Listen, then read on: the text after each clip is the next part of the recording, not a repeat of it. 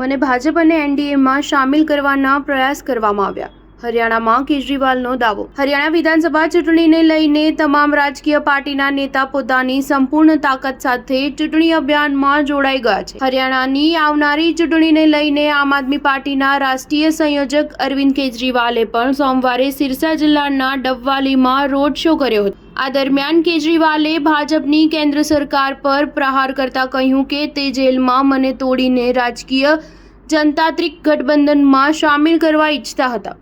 ડબવાલી વિધાનસભા બેઠક પરથી આમ આદમી પાર્ટીના ઉમેદવાર કુલદીપસિંહના સમર્થનમાં આયોજિત રોડ શોમાં કેજરીવાલે કહ્યું, એ લોકોને ખબર નથી કે હું હરિયાણાથી છું. તમે કોઈને પણ તોડી શકો છો, પરંતુ હરિયાણવીને નહીં. ભાજપ પ્રામાણિકતાથી ડરે છે અને એટલે જ મારી છબી ખરાબ કરવા મારા પર ખોટા કેસ કરી મને જેલમાં નાખી દીધો. તેમણે મને તોડવા ઘણા પ્રયાસ કર્યા અને મને વારંવાર ભાજપ એનડીએમાં સામેલ થવા કહ્યું, પરંતુ હું તૂટ્યો નહીં અને આજે તમારી સામે છું. અરવિંદ કેજરીવાલે હરિયાણાની ચૂંટણી વિશે વાત કરતા કહ્યું, 10 વર્ષથી દિલ્હીના લોકોની સેવા કરી રહ્યો છું.